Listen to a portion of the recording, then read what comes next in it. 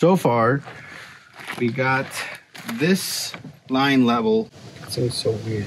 Did I mess up already?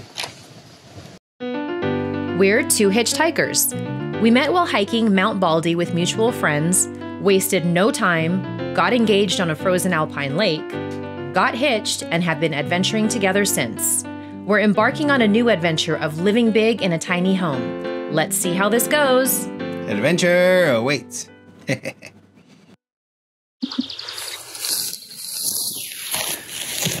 You wanted to go back inside? All right, well, good luck with that. Time to harvest the garlic here while you get started. All right, so today is going to be about 95 degrees. So we're getting started early because we want to finish the deck, but it's also time to harvest this garlic. It is time. So I have Persian Star, this is a hardneck variety, and then I have Chestnut Red, which is also a hardneck variety.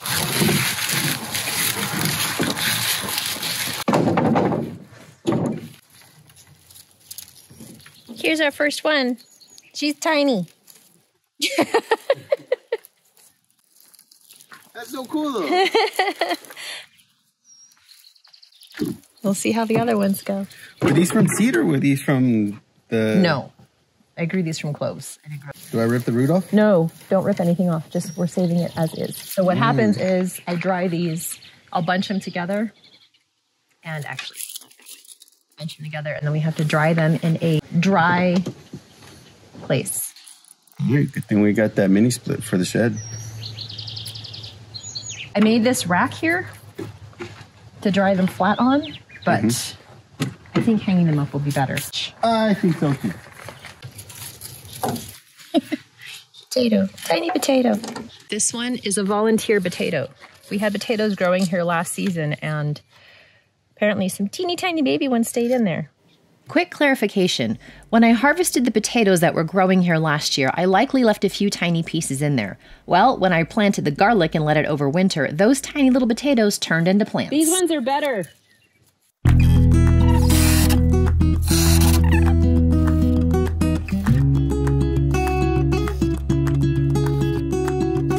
All right, well, I have the Chestnut Red garlic here and then the Persian Star garlic. The Persian Star garlic is quite a bit smaller than the Chestnut Red, as you can see. I don't know if that's typical of this type of variety or not. I need to look it up. But the next step will be to hang these and dry these in the shed because they need a dry and dark place. They're not as big as I had hoped, but they smell very garlicky, so perhaps the flavor will be potent enough. Look. Oh my God. It is so cool. Some of them are huge. Yeah, some are huge. These are the Chestnut Reds. These are, I got some small ones and some big ones. So I think we might try these again next year. We still got potatoes out of the mix? Yeah, look, this is your lunch today. So I have these chives here. I don't want to continue watering over here. So I think I'm going to transplant these over to the garden bed side. And then all of this soil I'm going to put in compost to help inoculate next year's soil. Okay, yeah, because I was about to say there's a lot of potatoes. Yeah, because we don't want more potatoes volunteering, and all of those will die if we get the compost hot enough. So I'm going to move all this over, and... this is the last bed? Yep, we can bonfire that one and bonfire this one when we get another bonfire pit. We'll get it. We'll get it this weekend. I'll build it. So I'm just going to dry these, and then I will come help you.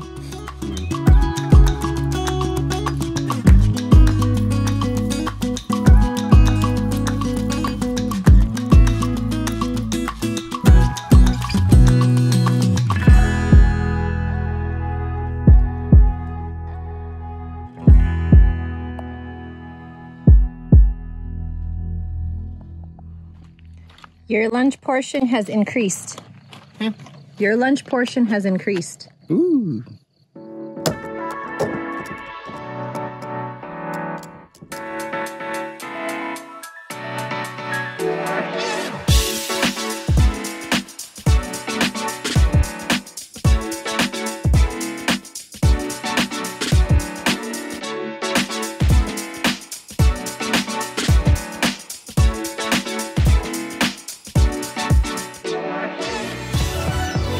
So now what happens?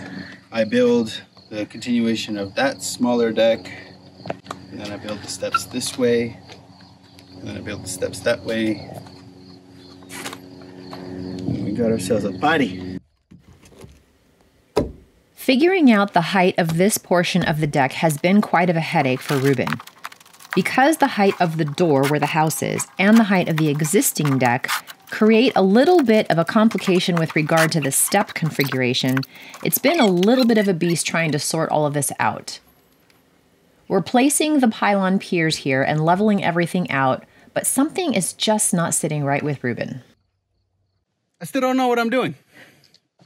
But so far, we got this line level, we got that line level, and now we're going to be focusing on putting the support beam or the support blocks underneath that side so that we can have the boards going this way, and then we put the planks going this way. Yeah. I'm in the process of f***ing up.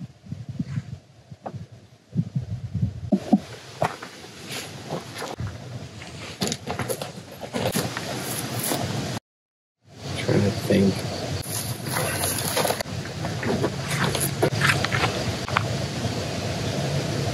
Now, the way that I am laying out the board flat like that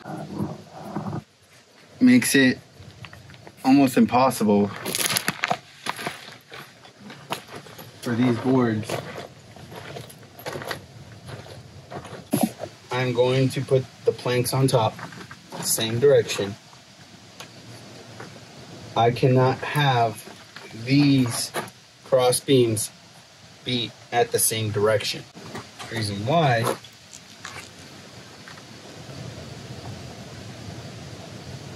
it seems so weird. Did I mess up already? I put this board going this way, right? That's nice. But these boards are going to be going sideways as well. Here, what is the board going to nail to if I have boards going this way? Nothing. Okay, let's do it. I like it because it's going to, the tri-level is a better solution. And I like the fact that it will be a visually sort of contrast to how the deck boards are going for the upper one and the lower one. Yeah. The solution is to have a semi-tri-level deck. This will help to account for the height differentiation between the topmost portion of the deck and the lower deck. Now this will also help with the steps. We will also be laying the new deck boards perpendicular to the existing deck boards to give a visual cue of the different levels.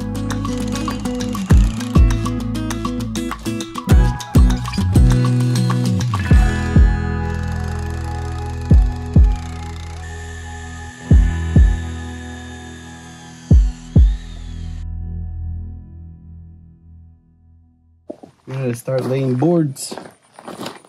Laying boards down. You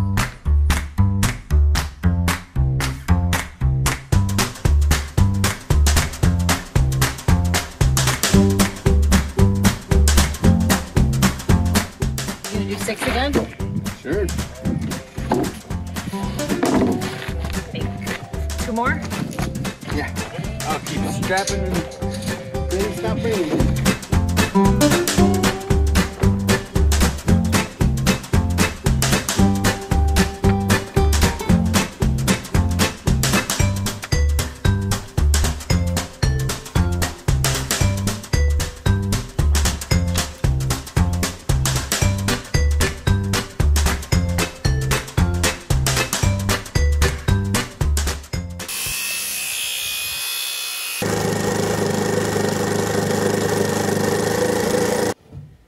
Now that the deck is all laid out, it's time to begin working on all of the steps and the weird little level changes that we have going on here.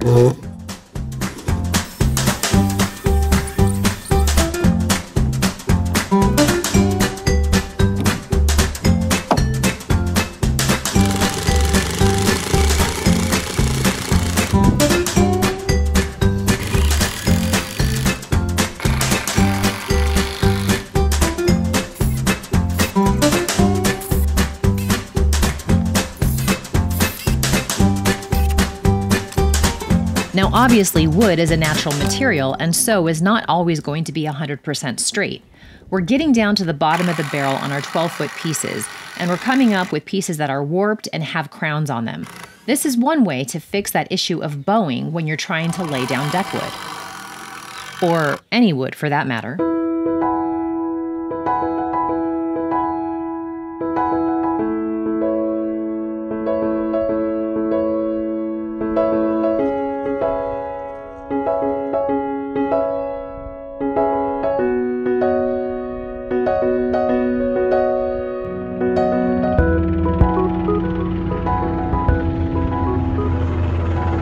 So much for a private shower. Went right over you. I know. I was all waving at him.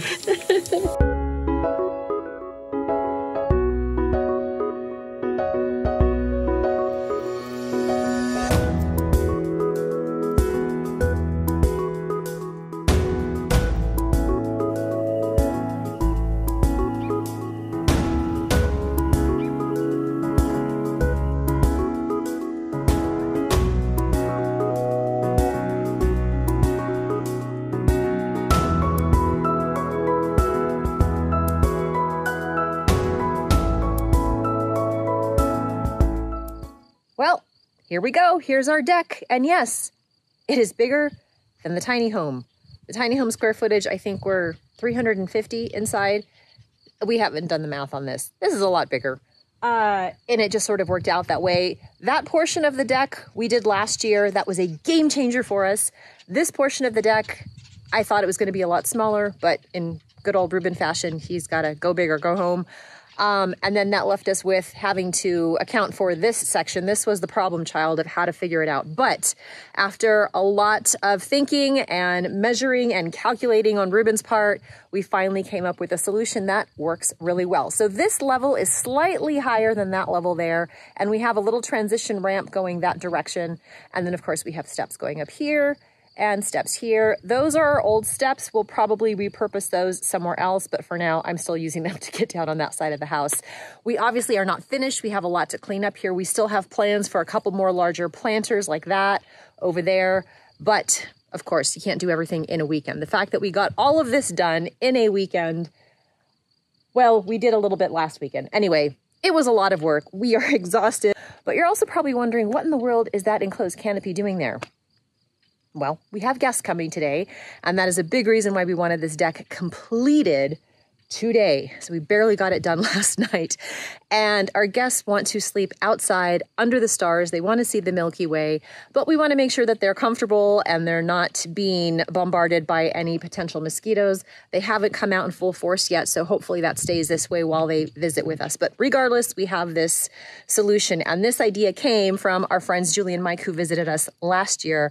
They had this contraption and we just thought it was brilliant. That's a screen that is separate from the canopy and it wraps around and zippers up and you can see everything when you're inside. So yeah, it's great. Hopefully our guests enjoy it. I am on the other side of the deck and we have moved the fire pit temporarily to this side of the gravel pad, which works out well because the winds this season come from that direction and the house blocks it. So we'll have this here. We'll still have our fire pit until we get things situated. We have a lot more plans, you guys. This is just the beginning. And a few of you have asked how the garden is doing. Well, things seem to be doing pretty well, considering we've been in the 90s. Our lettuce is still holding on strong. It hasn't bolted yet, but I'm harvesting less and less. We have a volunteer potato yet again. Just be careful when you plant potatoes because the tiniest little potato will result in volunteers everywhere. Parsley, cilantro, we have cucumber growing in the back. That seems to be liking things. Our arugula is still all right. It's hanging on. We have our marigold to attract the ladybugs. We've got lots of chives and nasturtiums because they are good companion plants for potatoes. I love mint, but we're keeping it in pots. I have learned the hard way that mint in the garden is no hierba buena. And in here we have a lot of the peppers. We've got sweet peppers, serrano peppers. We have hatch green chili peppers. Our anasazi beans are doing well. They seem to be happy. We have more marigolds for the butterflies, of course, because Aphids love pepper plants and butterflies love eating aphids. So good combo. Our tomatoes seem happy in the bag. Our basil is happy. That basil is from last year. I babied it. Sorry, I'm not pointing in the correct direction. That basil is from last year. I babied it all winter long inside and I pruned it. It looks like it's wanting to bolt now. I'm gonna have to take care of that. Okay, anyway, we're doing great. We've got onion in the back, onion growing here, tiny little onions. So everything's happy. And this was the volunteer potato that was over in the garlic that I planted in this pot. I don't know how it's gonna go. The pot seems kind of small. Maybe we'll get baby potatoes. Our watermelon, pumpkin, zucchini, and our corn, our Hopi blue corn. Starting to do well, so we might be knee-high by 4th of July. So yes, I have mounds here for your typical watermelon and squash and the zucchini and all of that here, but I do have mounds over there for the corn instead of just your standard rows that are dug into the ground. I didn't see this anywhere online, but our soil is really compacted here and it didn't make sense to buy bags and bags and bags of topsoil. It gets very expensive, so I was trying to do what I can with this earth here that has a lot of potential, but it was compacted and I didn't want the corn to have to struggle too much to get those deep roots because I want them to anchor down because of our wind here. So I built up mounds and I haven't seen this done before. Tell me if you think it's crazy, but so far the corn seems to be happy. And what I'm doing is every time I cut down grass or anything out in the pasture, I'm bringing it here and I'm building up the soil and mixing it in with the compost. So far so good. Hopefully we get a good harvest. One more thing we'd like to bring up, we were talking about this week, is that we have over 500 subscribers. And that's pretty darn cool. Like, we're not trying, and the fact that we have this many people interested is kind of neat. You know, we started this channel just to be able to share with our parents, our families, and friends. We move very far away from people, and we just wanted to stay in touch and keep them updated on what's going on. But the fact that there's, you know, other people interested is pretty darn neat. So, you know, it was suggested to us by family and friends to encourage likes and subscribes because it does help the algorithm. So sometimes I say it, sometimes I don't because I forget that, you know, yeah, it does help. I don't know, maybe other people will be interested in our crazy journey of a tiny home with a very large deck. But, you know, if you feel so inclined, please like or hit that like button and leave a comment below. Subscribe if you're not a subscriber. You know, what we're doing is kind of unique and this is not scripted and it's awesome and it's really hard, but it's very rewarding. So yeah, just thank you. And yeah, that really wraps up this week's episode. We obviously have so much more to do. I don't know how much we're gonna get done with our guests coming this week, but it looks like the Carnates came to town with that. Anyway, we're looking forward to the visit with our guests and hopefully we can include some footage of them enjoying this area too. It's really up to them if they want to be in the video or not, so we'll be asking. So hopefully we'll have an update for you next Monday. If not, it will be the following Monday. But regardless, thank you for watching and we'll see you soon.